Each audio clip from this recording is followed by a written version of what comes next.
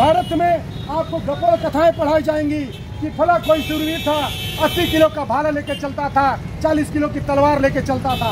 ये गप्पेबाजी की कहानियां आपको पढ़ाई जाएंगी, लेकिन ये इतिहास नहीं पढ़ाया जाएगा कि किस तरह से भीमा नदी के तट पर 500 शूरवीरों ने 28,000 पेशवाओं को गाजर मूली की तरह काट करके पेशवाई शासन का हुकूमत का अंत किया था। सभी लोगों को नमो बुद्धाय, जय भीम।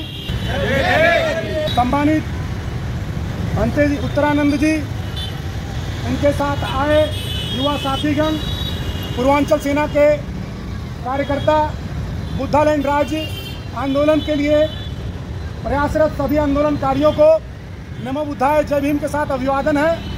साथियों, जैसा आप सबको विदित है कि 1 जनवरी हमारे जीवन में कितना महत्व रखता है, और जिन साथियों को नहीं मालूम है, बहुजन समाज के खास करके जिन लोगों को नहीं मालूम है कि 1 जनवरी का महत्व क्या है और 1 जनवरी के दिन आज हम यहाँ इकट्ठा क्यों हुए हैं, उनको बताने की ज़रूरत है कि यह ऐसा दिन है जब हमारे देश में पेशवाई साम्राज्य ने, पेशवाई लोगों ने हमारे समाज के गले में हांडी, कमर में झाड़ू और गले में घंटी बांधने तक का फरमान जारी कर दिया था।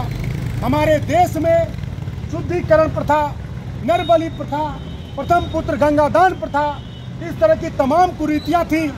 छुआछूत, जात पात के अलावा इस तरह की तमाम जो कुरीतियाँ थी, उनको धर्म का रूप दे करके उसको जबरिया लागू कराया जा रहा था।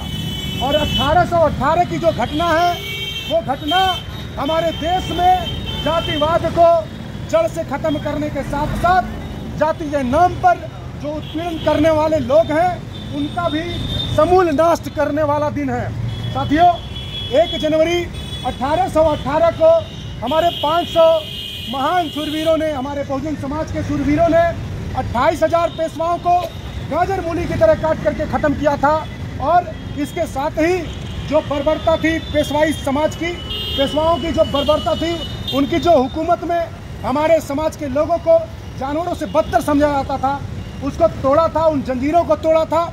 लेकिन चूंकि हमारा इतिहास भी हमारे द्वारा नहीं लिखा गया है, तो इसलिए इतिहास के पन्नों से 1 जनवरी 1818 का दिन गायब कर दिया गया। लेकिन हम धन्य हैं कि हमारे देश में हमारे मसीहा बाबा साहब अम्बेडकर जन्म लेते हैं, और जब वो अपनी शिक्षा दीक्षा पूरी कर लेते हैं, लंदन जाते हैं, वहाँ की लाइब्रेरी में खोजते हैं, वो इस देश में आने वाले तमाम यात्रियों को पढ़ते हैं, तो भारत के इतिहास से परिचित होते हैं कि भारत का इतिहास तो गप और कथाओं से भरा हुआ है। भारत का इतिहास केवल और केवल कुछ चंद लोगों की तारीफ से भरा हुआ है, जिनका न तो मानवता में, न तो इंसानियत के विकास में, विज्ञान के विकास में, प्रकृति को बचाने में कहीं कोई योगदान नहीं है। केवल गप्पेबाजी के आधार पर वो इतिहास में अपनी जगह बनाए हुए हैं। बाबा साहब अम्बेडकर ने जब सच्चा इतिहास पढ़ा, तो उन्होंने पूरे देश और दुनिया को भारत के सच्चे इतिहास से अवगत कराना शुरू किया, और उसी में से भीमा कोरे गांव का इतिहास सामने आया। उस भीमा कोरे गांव के इतिहास को भारत से खत्म कर दिया गया था, दफन कर दिया गया था। भारत में आपको गप्पे कथाएं पढ़ाई जाएंगी कि फला कोई शूरवीर था, 80 किलो का भाला लेके चलता था, 40 किलो की तलवार लेके चलता था। ये गप्पेबाजी की कहानियाँ आपको पढ़ाई जाएंगी, लेकिन ये इतिहास नहीं पढ़ाया जाएगा कि किस तरह से भीमा नदी के तट पर 500 शूरवीरों ने 28,000 पेशवाओं को गाजर मूली की तरह काट करके पेशवाई शासन का हुकूमत का अंत किया था। साथियों, मैं बता दूं कि ये लड़ाई 1818 में अंग्रेजों के नेतृत्व में हुई थी। लेकिन अंग्रेजों के नेतृत्व में जब ये लड़ाई हुई थी, तो आज हमारे देश में कुछ लोग हैं जो भीमा कोरे गांव की लड़ाई को ये कह के बदनाम करते थे कि ये अंग्रेजों की लड़ाई थी, ये अंग्रेजों की तरफ से लड़ी हुई लड़ाई थी।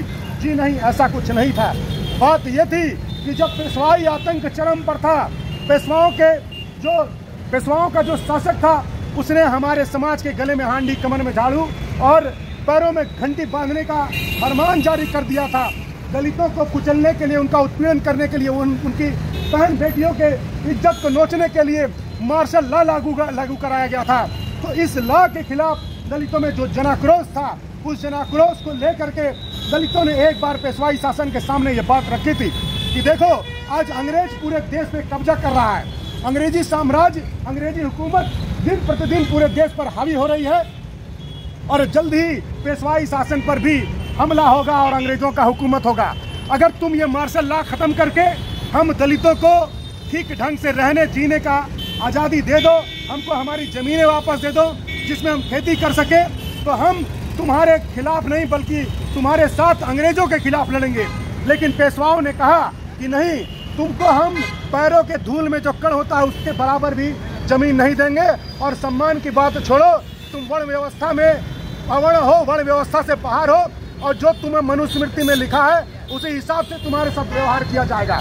तो साथियों, महारों ने तब जा करके अंग्रेजों के साथ मिल करके पेशवाई हुकूमत के खिलाफ अपना युद्ध का ऐलान किया। लेकिन आपको बता दें कि 1 जनवरी 1818 के दिन जब भीमा नदी के तट पर अंग्रेजी शासन के 1500 सैनिक और 500 महार सैनिक जब पेशवाओं का सामना करने के लिए पहुंचते हैं, तो वहाँ 28,000 पेशवाओं की भीड़ सामने होती है। तो 28,000 सैनिकों के मुकाबले 1500 सैनिक अंग्रेजी हुकूमत के और 500 सैनिक महार समाज के, इन्होंने जब देखा, अंग्रेजों ने जब देखा कि हमारी कुल मिलाकर के 2000 सेना के सामने 28,000 लोग खड़े हैं, तो अंग्रेजों ने अपनी सेना वापस बुला ली। साथियों, अब केवल युद्ध के मैदान में हमारे समाज की तरफ से वही 500 शूरवीर बचे थे। लेकिन उन्होंने कहा कि अब हमको मर जाएंगे, भले सम्मान से मरेंगे, लेकिन युद्ध हम करेंगे। ये हमारी अस्मिता आत्मसम्मान की लड़ाई है। और 1 जनवरी 1818 के दिन हमारे 500 शूरवीरों ने इतनी वीरता से लड़ाई की कि हमारे पक्ष से केवल 300 लोग शहीद हुए, लेकिन उधर 28,000 लोगों को काट करके उसी नदी में फेंक दिया गया। तो साथियों, उस दिन पेशवाई साम्राज्य का अंत हुआ।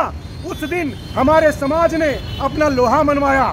और आज इस कार्यक्रम को करने के पीछे का पहला उद्देश्य है कि हम अपने उन 500 शूरवीरों को श्रद्धांजलि प्रकट करते हैं। और इसके पीछे का जो सबसे बड़ा हमारा उद्देश्य है, एम है कि हमारा समाज इस बात को जाने और समझे, क्योंकि हमें इस तरह की कहानियां पढ़ाई जाती हैं, बताई जाती हैं कि हम फलाने के यहाँ हरवाही करते थे, फलाने के यहाँ गुलामी करते थे, फलाने के यहाँ हल जोतते थे, फलाने का भैंस चराते थे।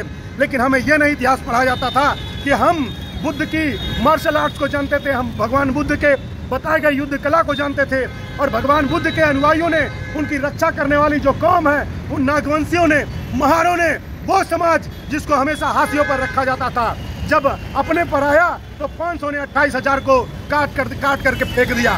तो ये जो वीरता का और पराक्रम का इतिहास है, हमारा उद्देश्य है कि ये वीरता और पराक्रम का इतिहास जन जन तक पहुँचे, हर उस शोषित और वंचित समाज के व्यक्ति के पास पहुँचे जिसको आज फंसा करके तमाम तरीके से शोषण किया जा रहा है, उसकी जमीनें छीनी जा रही हैं, उसके खिलाफ कानून बनाए जा रहे हैं, उसकी बहु बेटियों की जब इज्जत लुटती है तो थानों में FIR नहीं दर्ज होती है।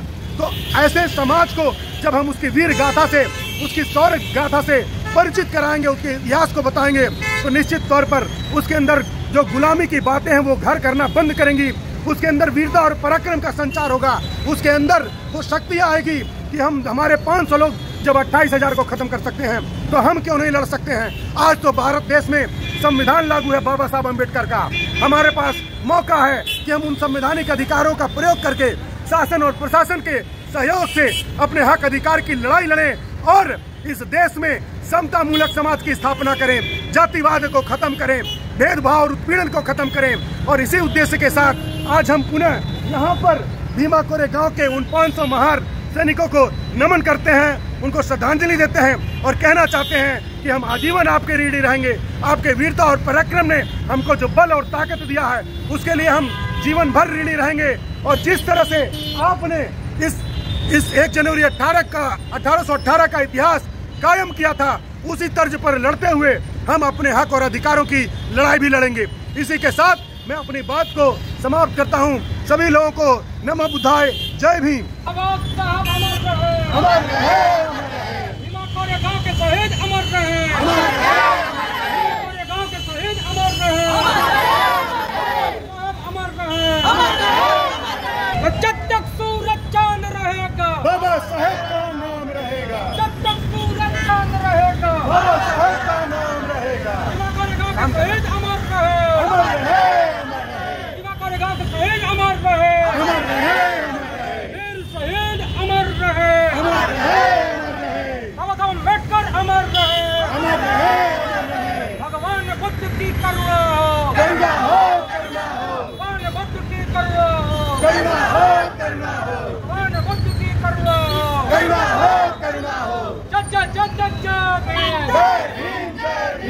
जय जय जय जय भीम।